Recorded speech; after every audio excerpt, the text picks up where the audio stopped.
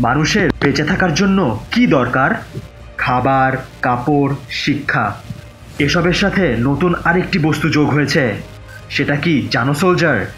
সেটা হলো মোবাইল।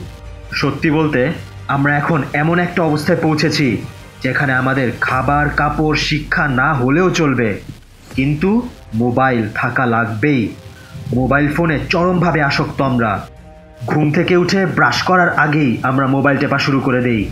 কেউ কোনো ফ্রেন্ড রিকোয়েস্ট দিল কিনা, কোনো নতুন নোটিফিকেশন আসলো কিনা, কেউ কোনো মেসেজ দিল কিনা, এসব নিয়ে আমরা সারাদিন ব্যস্ত থাকি। সারাটা দিন আমরা মোবাইলের পিছনেই নষ্ট করে দেই। অথচ আমাদের এখন পরিশ্রম করার সময়, কষ্ট করার সময়। সামনে আমাদের জন্য আমাদের স্বপ্ন অপেক্ষা করছে। ওই স্বপ্নকে সত্যি করার সময় এখন। কিন্তু আমরা পরিশ্রম না করে পুরোটা দিন অপচয় করে দিচ্ছি মোবাইলের পিছনে। এই সময় অপচয় না করে যদি আমরা নিজেদের উন্নতির পেছনের সময়টাকে ব্যবহার করতাম, তাহলে এতদিনে আমরা অনেক উঁচুতে চলে যেতে পারতাম।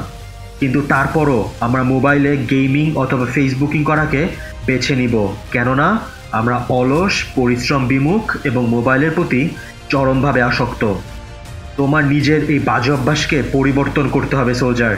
আজকে থেকে, ইনফ্যাক্ট এখন থেকেই তুমি প্রতিজ্ঞা করো, তুমি মোবাইলের প্রতি এই আসক্তি কমিয়ে ফেলবে। নিজেকে আজকে থেকেই পরিবর্তন করে ফেলবে তুমি। যতক্ষণ না তুমি মোবাইলের প্রতি আসক্তি কমাতে পারছো, ততক্ষণ তোমার জীবনে সফলতা আসা সম্ভব না।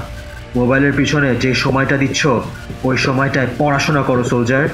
সামনে তোমাদের বোর্ড পরীক্ষা আছে, বিশ্ববিদ্যালয় ভর্তি পরীক্ষা আছে। এখন মোবাইলের প্রতি আসক্ত হয়ে পড়লে তোমার স্বপ্ন পূরণ সম্ভব হবে না একদমই।